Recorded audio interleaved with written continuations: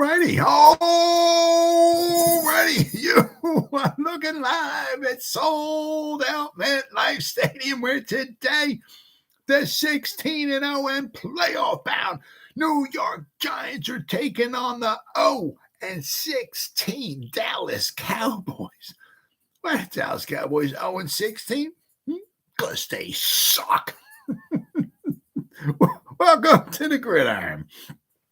Anybody out there at all that's going to spend a little bit of time with me here this evening, thank you so much from the bottom of my heart. Or if anybody's going to spend any time watching a replay of this, once again, thank you. I greatly appreciate it. Thank you.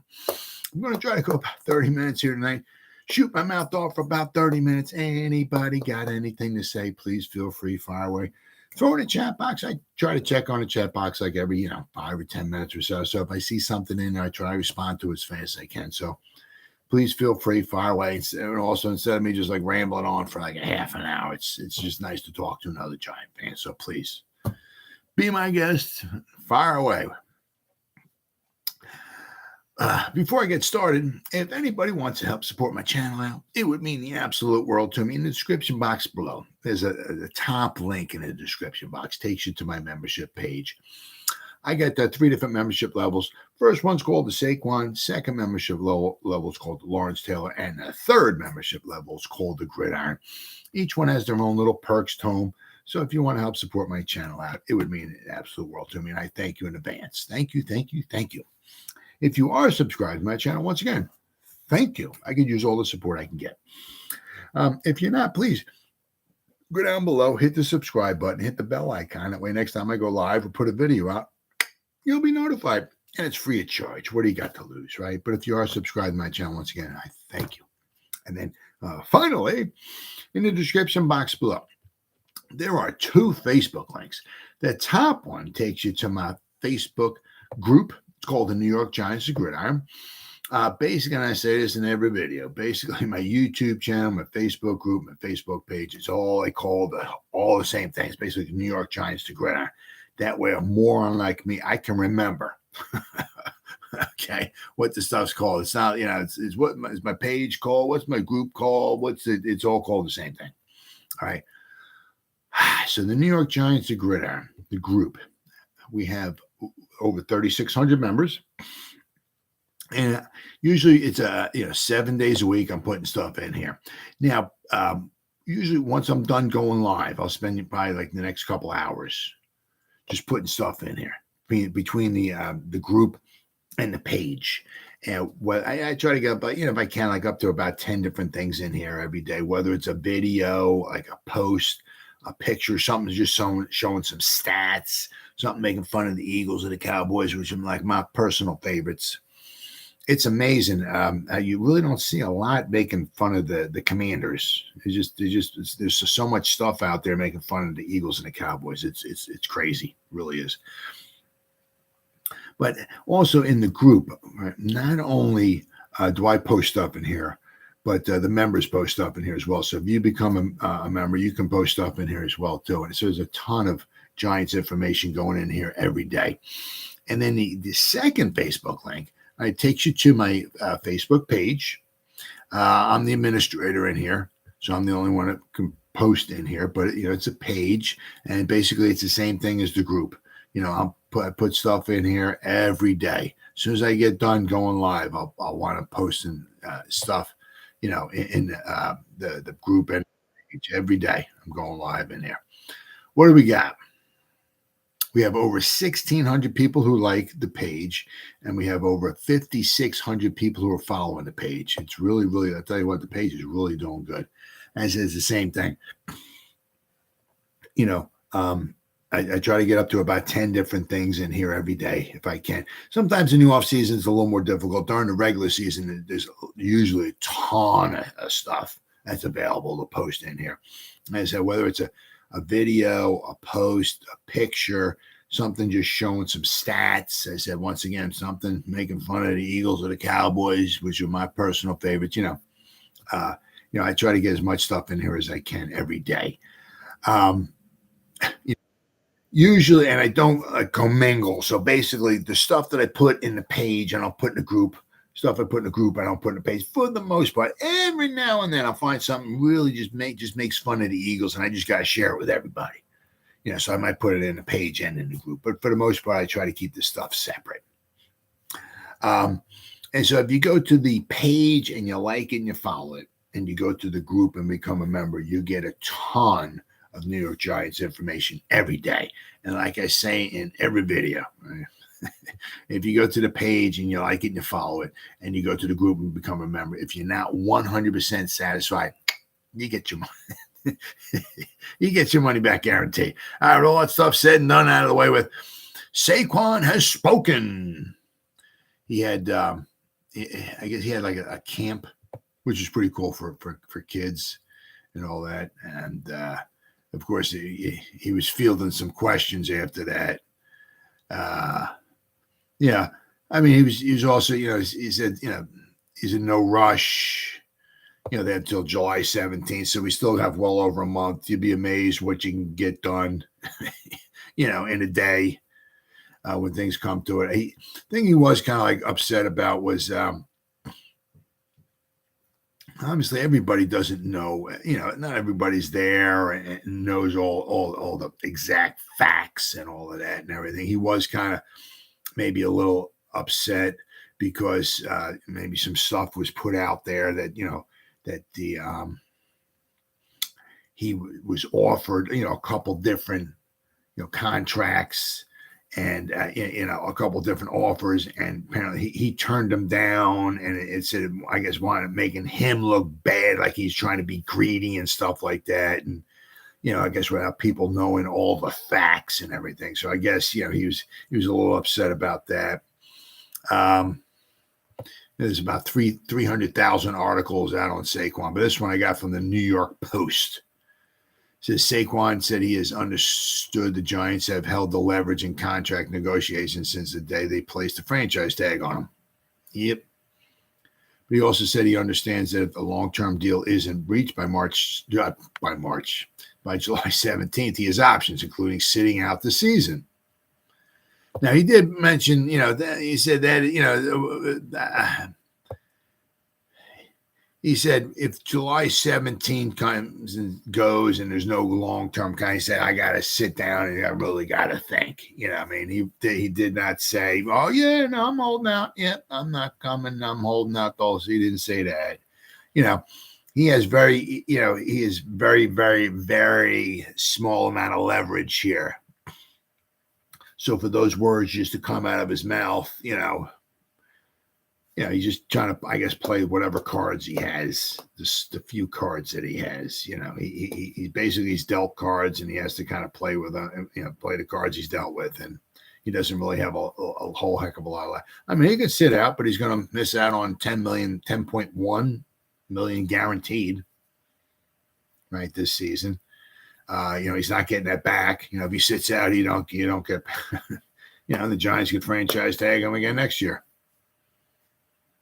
The thing I don't know, which I should look up, is that say he sits out this season at 10.1, and he comes back next season, and they franchise tag him again. Does he get franchise tagged at the higher rate, which would be over 12 million for next season? Even if he sat out this season, or would he wind up with the 10.1 again next year because he sat out this season? I'm just kind of a little curious about that.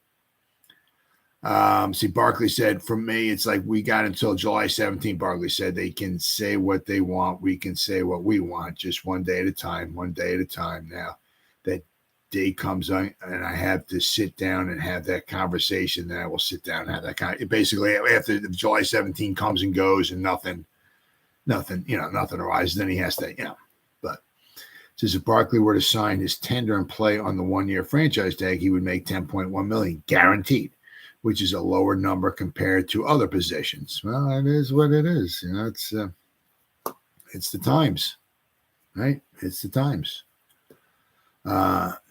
The Post Paul Schwartz reported that Barkley has, at different points during and immediately following the season, turned down offers worth $13 million and $12.5 million annually.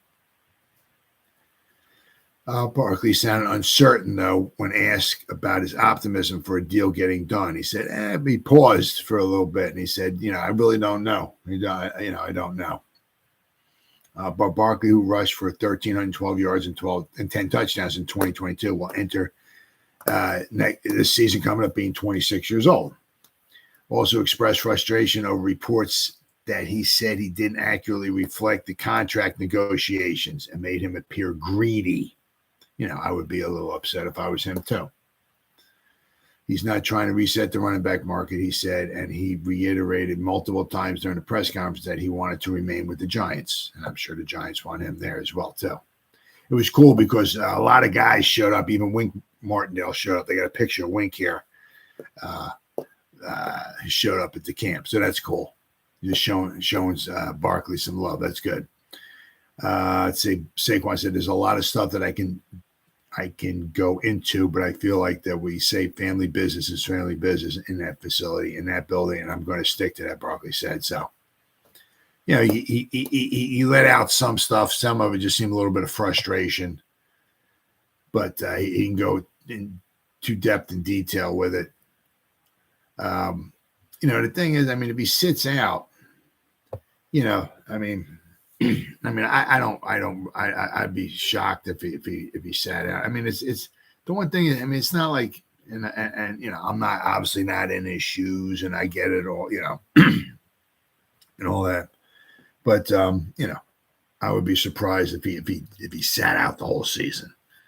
10.1. That's a nice chunk of change, and he ain't going to get that back. There's two things he ain't going to get back if he sits out the season. One is the season. He's not going to get that back. He's going to be then 27 the next time he plays. He can't get back to 26. He's going to basically go from being 25 to 27. So he ain't going to get his 26th birthday back. That's gone. And the 10.1 million this year, that's gone as well too. Now the thing is the Giants can just franchise tag him again. I would think it'd be rather silly for him just to sit out. Because they could franchise him. Also the Giants might also need maybe the franchise tag. Next season for maybe Xavier McKinney or maybe Andrew Thomas. They might need it for one of those guys. So they may not use it on Saquon. The thing is if he sits out this season, he's going to miss out on 10.1 million guaranteed, whether he's hurt or not. He's going to miss out on being 26 because next time he's going to play, he'll be 27. And then the thing is, it's kind of like cutting your nose off to spite your face. It's like, I'll show you, and I'm not saying he's going to do this. I don't think he's going to do it, but I'll show you. I'm just going to sit out the season. Okay. The thing is, so you're going to sit out a season, come back a year older, and expect to get $15 million a year. It's just, that doesn't make any. I'm going to come back older, and I'm going to get more money. That doesn't sound, especially in the running back market. Now, the one nice thing is that he'll be relatively fresh. He won't be injured. He won't have accumulated another injury, so you got that going for him. But he's going to be a year older. So for him to be a year older now, he's going to be 27, and and the Giants, have to use the franchise tag on, say, Xavier McKinney or Andrew Thomas, just somebody else, and they let Saquon go. I don't know what kind of deal he's going to try to get with somebody else. It'd be interesting to see what Dalvin Cook winds up getting. I said Sanders signed, he signed for like a little over $6 million. It is what it is. It's football. You got now the wide receivers are getting crazy money and the running backs are not. Doesn't mean the running backs aren't, it's nice. It's certainly nice to have a nice weapon on your team. That's for sure. Like what Saquon is. But it's the market. It is what it is. Who knows? I would be rather shocked if something else just didn't come before July 7th. Still have well over a month. still got well over a month. I would be surprised if at least something else, another offer didn't get pushed his way. Once again, whether he takes it or not, who knows? But I would be surprised if he didn't want to take it some. And even if he doesn't accept the offer, I would be surprised if he sits out, because $10 million is a nice bit amount of money. So, and if he doesn't want it, he can give it to me. I'll take $10 million. But then I saw this other article. I mean, I'll tell you what, some of this was getting me a little fired up. 5 players the Giants should trade for. Danielle Hunter is the first one. There was this fan side of G-Men HQ. 5 players the Giants can trade for to push toward contention. So you got Danielle Hunter is the first one. And, I'll tell you what, this one makes some sense if they can work it in the salary cap. It says in recent week, edge rusher Danielle Hunter has been mentioned in trade talks due to the fact that his contract is set to expire after the season.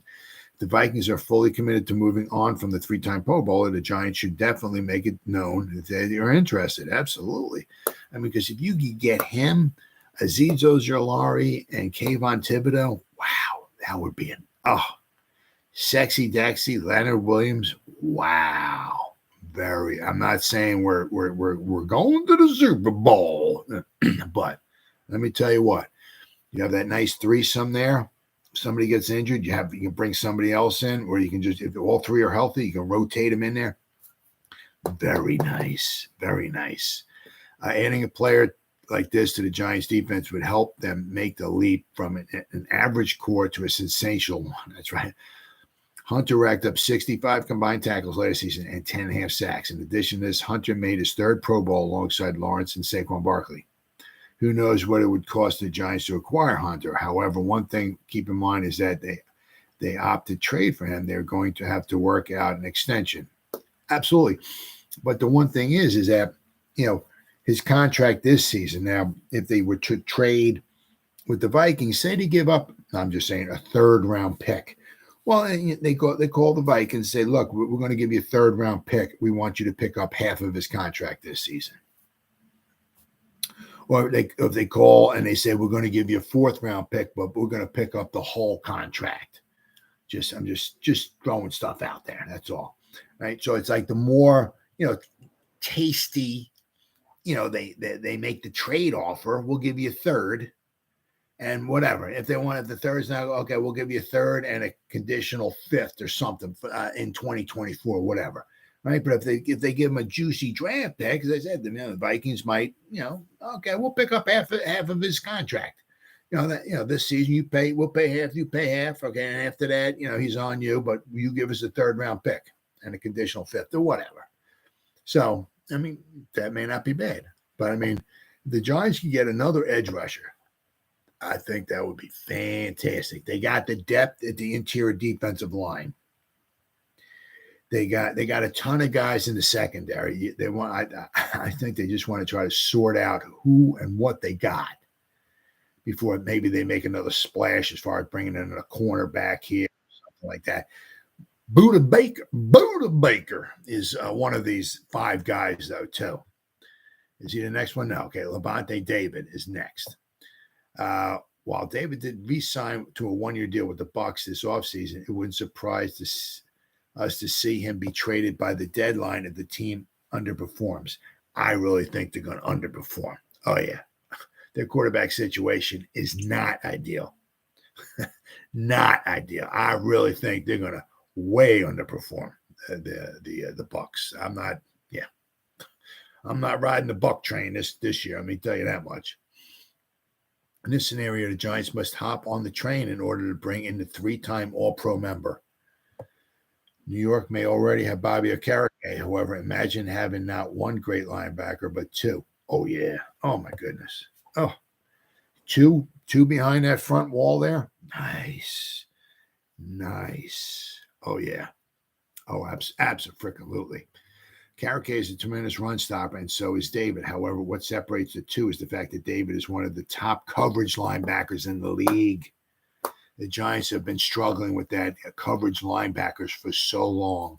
If we could get him, oh, man, I'm like almost salivating here just thinking of it. I tell you what, I'm getting all freaking fired up. I mean, let's go. I can't wait till we get to the number one guy in this list. I'm like, yeah, that almost makes kind of sense. I mean, man, I'm almost freaking foaming at the mouth, ready to just kick the freaking football season off.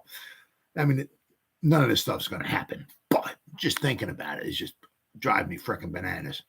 So last season, David racked up 124 tackles. So basically, almost between David and Akarake, they had almost 300 tackles between the two of them. Holy frick. Oh, my God. He had 10 tackles for loss, 3 sacks. Alongside this, David also allowed 61 receptions on 76 targets for 484 yards and 1 touchdown, breaking up 5 passes in the process while earning a PFF coverage grade of 88.5. 88.5. He allowed 61 receptions, but 484 yards. I mean, so it's like 8 yards of reception. He only gave up 1 touchdown. This ranks second in the league among all linebackers. Second amongst all linebackers. Imagine having a Akarake, a tackling machine, and the second best coverage linebacker. Holy crap. Wow. David may just be a one-year deal. However, adding a guy like this for the final half of the season could make a massive difference for the Giants come playoff time. Absolutely. Forget it, how talented he still is. The experience David brings alone would be huge for the Giants playoff aspirant. Oh my God. Player number 3 that the Giants in this article. Players the Giants could trade for to push toward contention. And I love the guy's name. Budda Baker. I love it. Absolutely. I love it. Seemingly forgotten storyline from this offseason is the fact that the Cardinals star safety, Budda Baker, requested a trade after the team's horrific 2022 season. Yes. However, we certainly haven't forgotten, and hopefully the Giants haven't either with the loss of Julian Love. Joe Schoen very well could make a move for Baker if Dane Belton disappoints early on. Pairing Baker next to Xavier McKinney could be one of the deadliest safety duos in entire NFL. Baker may not be an elite coverage guy like McKinney, but he more than makes up for it with his ability against the run. Yes, he does. This ability would make Baker a near-perfect fit in Wicks' system. This sort of versatility is key in the modern NFL. Baker has 1 year left and then a club option on his deal. While an extension isn't necessary for any trade deal, it would probably help. Adding a versatile safety such as this to the Giants' defense could very well push them closer to winning their 5th Super Bowl in franchise history. Oh, absolutely. Get him and Xavier McKinney, and then you figure, because if they're not going to do anything, if they're not going to maybe re-sign Adoree Jackson and Leonard Williams, next season, maybe. I'm just saying maybe. That might help free up a little bit of money there for the Giants. So the toughest part about this deal is the fact that Baker has a cap hit of $16.8 million. This means that Schoen would have to pull off some cap space miracles in order to make a trade work. Well, I mean, as I said, if you call them up, say, yo, we're going to give you a 3rd round and we're going to give you whatever, a 5th rounder in 2020 or whatever, 2025, whatever. But we want you to take some of the eat up a little bit of salary. Then, going forward, the Giants would have to, maybe sign him long term or sign him for a couple of years. They have to start not paying him. But if you give him a juicy draft pick, the Cardinals might be, might oblige picking up some of his salary. Then with these last 2 guys, it's like, my God. I mean, as I said, this stuff's not going to happen. But Davante Adams, number 2. Guys, Giants should trade for. Considering that Davante Adams left a favorable situation in Green Bay in order to play with Derek Carr, who's not there anymore, it wouldn't surprise us one bit to see him request yet another trade now that Carr is gone and the Raiders look as lost as ever. Adding Adams to this Giants roster would give them a number 1 wide receiver they've desperately been asking for. The problem with him is, my goodness, he getting like $30 million a season. I mean, holy cow. I mean, that's a chunk of change. I mean, my goodness. I mean, could you, could you imagine Adams and any one of our other 5 or 6 wide receivers, right? And then you got Waller and Saquon in the backfield. Holy cow. Oh, could you imagine? As I said, the problem with Devontae is, just how much money he's making. That's a lot of money, right? Let's see, through 17 games last season, Adams caught 100 passes for 1,516 yards and 14 touchdowns. Keep in mind that these numbers came with a Raiders team that won just 6 games due to some mediocre quarterback play from Carr and Jarrett Stidham. With that in mind, we can only imagine what he'd do with a better team playing alongside a better quarterback. Well, hell, bring him back. Let him play back next to Waller again, right? Similar to Baker, the Giants would have to create some cap space in order to bring in Adams. Not only does he have a $25 million cap hit this season, but if the Giants chose not to let him go after the 2024 season, Adams will have a cap hit of $44 million for 2 seasons. It will be tough to bring Adams in. However, the sort of player is exactly what the Giants could use to boost their Super Bowl odds. And then the last guy that they're talking about in this article for the Giants to bring in for them to trade. Oh, man, some of these articles, but I guess I'm an idiot for reading them. But, the last guy that this article has the Giants trading for that would boost their Super Bowl. Oh, I had 300,000. What did I do with it? Oh, I'm sorry, guys. I'm a moron. I am. Okay, here we go. I have 3 million tabs open here. The number one guy, defensive lineman, Aaron Donald. How about that, huh? Aaron Donald. Oh, this is the least likely player to be made available. Yeah. But hey, you never know. I mean, if the Rams just, if they have another bad, hey, anything's possible. Aaron Donald's not going to play forever either. So, and he might want to go to a winner or somebody who has a chance. Could you imagine? I mean, I don't know what Wink would wind up doing with him. If we'd have Azeez and Kayvon and you have a 3-man defensive line. I mean, could you imagine Donald next to the sexy one, and a healthy possible Leonard Williams? Holy cow! Whew. Wow. But then we come back to reality, and it's like, yeah, that's probably not going to happen. However, there's still definitely a chance that Aaron Donald is made available. This all relies on whether or not the Rams wish to fully commit to rebuilding, that might be possible.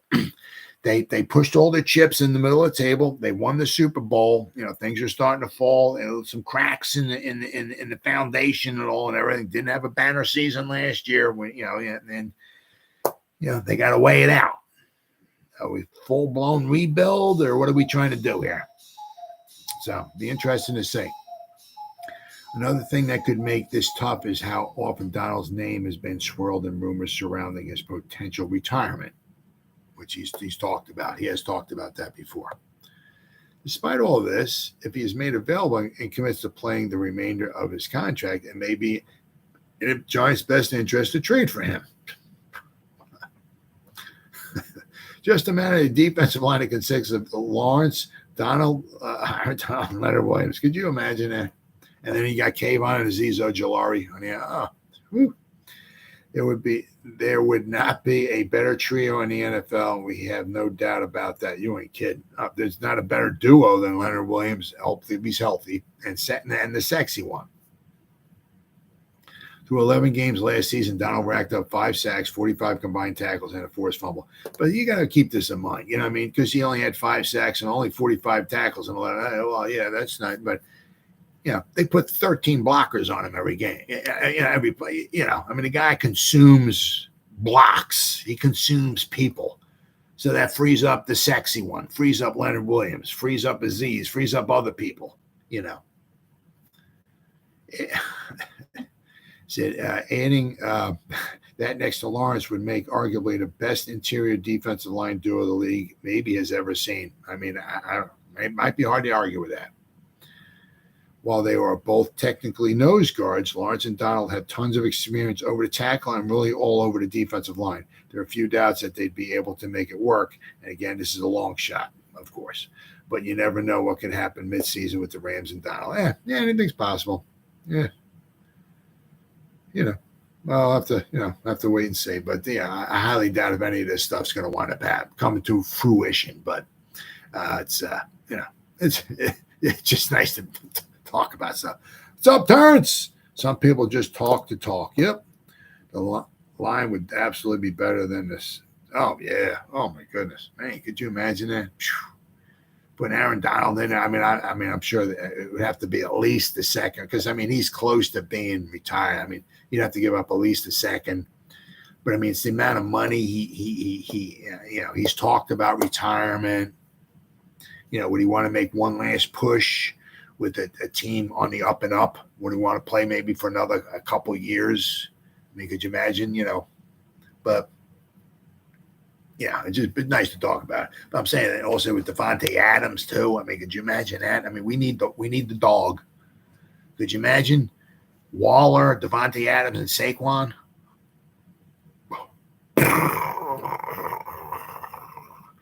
I said, I mean, you got Waller, you know, Adams and Saquon, and then you got whatever. I mean, however, you just go down the list of the other guys we got. You know, I mean, could you imagine Devontae Adams and whatever, maybe Paris Campbell in the slot or something like that, or Wan'Dale Robinson, but then you got Hyatt taking off down the field, or Slayton on the other, taking down, you know what I mean? And you got Adams working his magic. Wow. Whew. But I mean, it's you know, with the salary cap and all that, it's tough because I mean those guys they're the best of the best, and they command the money. So, but it's you know, it's I guess it's I guess nice to sit and wonder and talk about it, but probably none of that's going to stuff happen. But it's nice to talk about. All right, so now I want to go and continue my little thing because I seen it on Big Blue Kickoff Live. I've seen a couple other places too. What they did was they're trying to compare like the Giants positional groups to the rest of the NFC East. So I started, you know, last night I started with the quarterbacks, right? And now, you know, I guess I'm being a little pro Giants and a little negative to the Cowboys. Obviously, the Eagles quarterback situation. I'm trying to get the, you know, I'm going by position. So what I'm trying to do is I'm trying to pick not only the players, but what's, you know, what's around the players is too, right? So the Eagles quarterback situation is, yeah, in this division, number one. I had the Giants at number two. So, I mean, that was for last time. I had the Cowboys at number three, and then the Commanders. I mean, Jacoby Brissett, okay. I don't know if they're going to try to make Howell the man. I don't know. I mean, you know, that could be in for a long season for them, but I'll have to wait and see. So I had the quarterbacks. I had the Eagles certainly number one, Giants number two, because I think Daniel Jones on his second season with better talent, better offensive line, hopefully Saquon behind him, in the same system for the second season. I think he's trending up. You know, Dak, I mean, he's been 7 seasons. He can't get out of the divisional round. He had 15 interceptions last year. You know, so I got the Giants at number two. Dallas was number three, and Washington was number four. So now I'm going to the running back situation. So the Giants, I'm going to try to, you know, put them all in order. So this one here, without question to me, the running backs. Right, I got the Giants number one. Not only. I got a bunch of. I got my notes here. Oh, is it? Okay, here we go. All right. So last season, I mean, of course, this is long. I'm thinking Saquon is going to be back. I would be shocked if he sat out the season and forfeited 10.1. Forfeited 2 things: 1 year of his career, all right, and $10.1 million. That's the most he's ever made. I think we made 7 or 8, on his rookie deal per year. So now he's up to 10. I mean, it's maybe not what he wants. He wants the long term, the security. I get it, but I have a hard time, forfeiting 10.1 plus. The dude frickin' bleeds football. He wants to play football. So I'd be shocked if he sat the season out. I could see him maybe, if he wants to play really, really play hardball, signing, whatever the franchise tag and showing up about a week or so before football starts. But I got the Giants, running back situation. I got them number 1 in the because to me he's the best running back in the NFC East. The Eagles lost Sanders. I mean, Sanders is a good running back, no question about that. But what Saquon can do with less, the blocking and all of that and everything. I think not by far, but I mean, Giants have the best running back situation they got last year. I mean, it's amazing. I'm too stupid to remember all this stuff, so I had to write this stuff down. But it is amazing if you look at this. After 17 games, I mean, this is I don't want to say eerie, but I mean, the Giants ran the ball 520 times. Dallas ran the ball 531 times. Eagles ran the ball 544 times. Commanders ran the ball 538 times. So between the Giants ran at 520 and the Eagles ran at the most at 544. So there's only 24 carries. So basically, between the least, which was the Giants, and the most was the Eagles, 24 carries difference between the whole season. I mean, and I said Washington was right in there with 538, and the Cowboys were in at 531. So I mean, it was very, very eerie how like the rushing attempts were all very, very similar. However, the Giants, who had the fewest carries at 520, had the most yards, 2,519. They just edged out the Eagles. But the Eagles ran the ball 24 more times, though. So the Giants ran the ball 520 times for 2,519 yards. They only had 21 touchdowns, rushing touchdowns.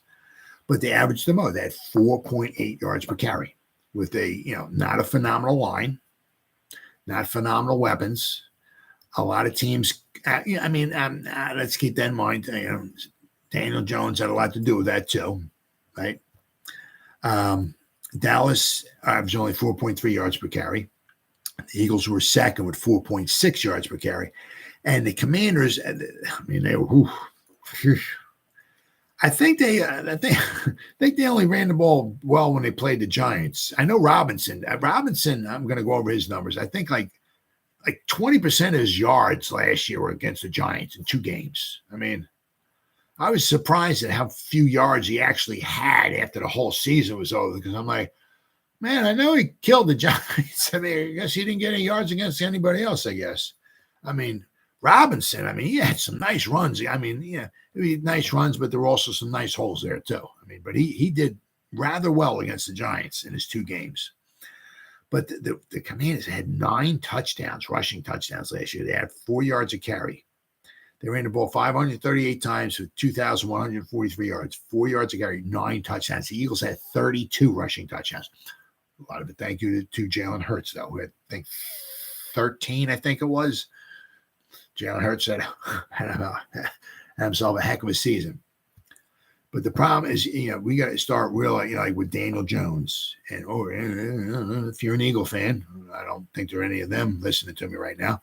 Jalen Hurts, you got to start realizing, you keep these RPOs going and all that, and you start looking like what happens to Cam Newton, Lamar Jackson, and stuff like that, right? They're good for a couple seasons.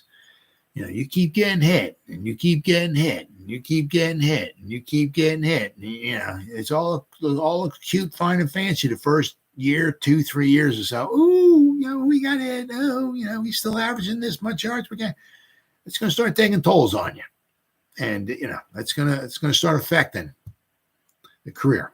So hopefully we're not relying on Daniel Jones quite as much this season as we were last season, and hopefully he learns to slide a lot more, get out of bounds, and all and everything. But so I got the Giants at number one. Their running back situation, because to me Saquon's the best. He has lost a step over when he first came in. I guess the injuries, the carries, the hits, all that stuff. He's lost a step. Not necessarily maybe so much his juking ability, because I've seen a lot of jock straps hanging out on the field there. He faked a lot of guys out of their jock straps. Like, he's got some moves. But if you remember the game-winning drive we had, I'm just going to go back to this. There was another one I'm thinking of, and I can't remember it right now, but I'm going to go back to this one. Game one of the season, we had, what was it, about a minute and a half to go or so. We had the ball 2 minutes. It was under 2 minutes.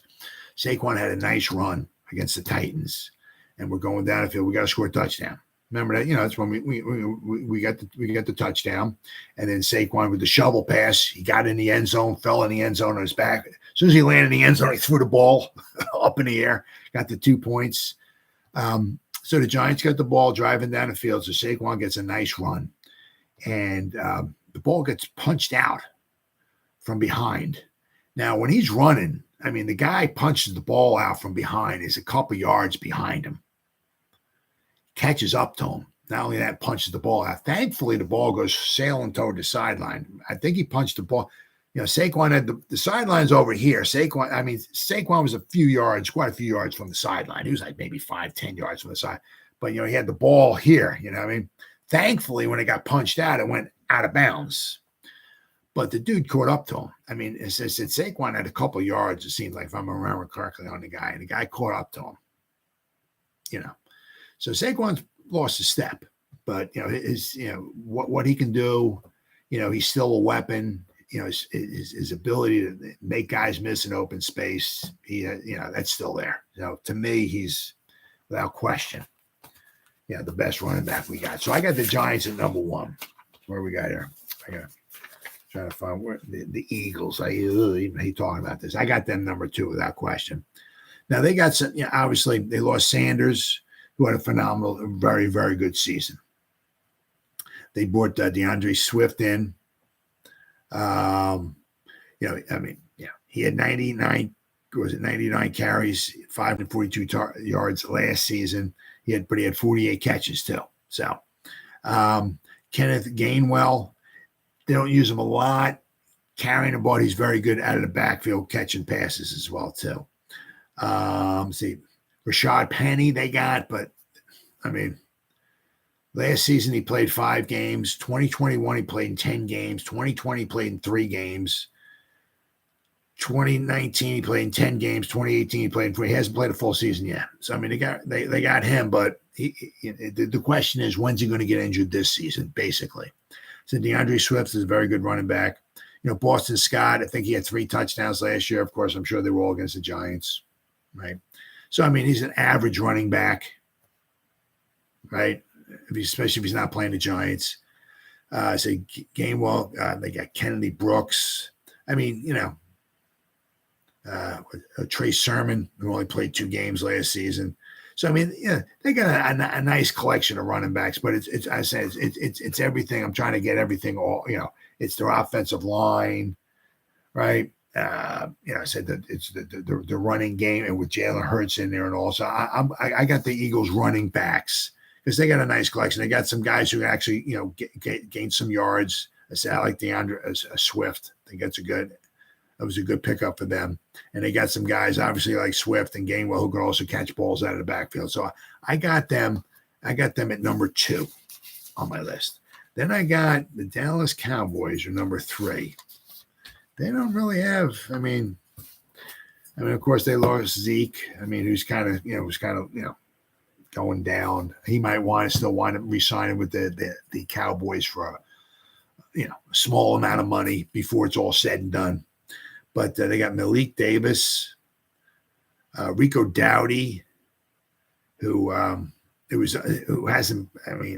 who was on injured reserve the past 2 seasons. He only had 7 carries in 2020. Ronald Jones, had a couple nice seasons with Tampa Bay. But last season with Kansas City, he had 17 carries for 70 yards. He got 1 pass for 22 yards. So he wasn't used a whole heck of a lot there by Kansas City. They got Deuce Vaughn, who's a rookie from K-State, right? But, let's can't forget about Tony Pollard. And as I said, there's a possibility Zeke might wind up coming back. But, don't forget about Tony Pollard. Tony Pollard's a very, very good running back. He had 193 carries last year for over 1,000 yards. Yeah, over 5.2 yards a carry he averaged. He also is good out of the back with 39 catches for 371 yards. So he had more receiving yards than Saquon did last year. Saquon catches the ball out of the backfield. But I'll tell you, Saquon, I said, it's one of the things, once again, the things if he lost a step or if they're just not quite using him right or what. But you look at Saquon, the first 2 seasons, he was in the league when Shermer was calling plays, right? Because 18 and 19 was Shermer, 2021 was Judge, and 22 is Dable. So 2018 and 2019, right? Saquon in 2018 averaged 7.9 yards a reception. 2019, he averaged 8.4, almost 8.5 yards a reception as a running back. I mean, as I said, let's not forget, it's Shermer, the first season, 91 receptions. Crazy. For 721 yards. But I mean, like last season, he averaged 5.9 yards a reception. He caught 57 passes, but only had 338 yards. 5.9. 2021, he averaged 6.4 yards a reception. So it seems like he's kind of like, meaning like, as I said, once again, I'm not sure, did he wind up losing a step? But let's see here. The Cowboys, I said, altogether, had 24 touchdowns. They averaged 4.3 yards a carry. The Giants averaged more. Now, a lot of that also has to do with the fact that, we have Daniel Jones running the ball. Dak doesn't run the ball very much. He's not, he's not a big time runner. So then we have, so I got the Giants at number 1. So I'm giving them 4 points. I got the Eagles running back situation at number 2. So they got 3 points. The Cowboys, they're the 3rd running in the division. So they got 2 points. Then I got Washington, who gets 1 point. All right. They got Antonio Gibson this year. He's their kind of guy out of the backfield. He had 46 catches for 353 yards. He ran the ball 149 times for 546 yards. They got Jaret Patterson, who had 17 carries for 78 yards. Jonathan Williams, 37 carries, 152 yards. They got Chris Rodriguez Jr., who's a rookie. But Brian Robinson. He ran the ball 205 times for 797 yards. He only caught 9 passes. So he's not much in the passing game, receiving. He only caught 9 passes all season. But he had 797 yards rushing. But he had about 180 or 190 yards rushing against the Giants in the 2 games. So basically, he had 797 yards rushing.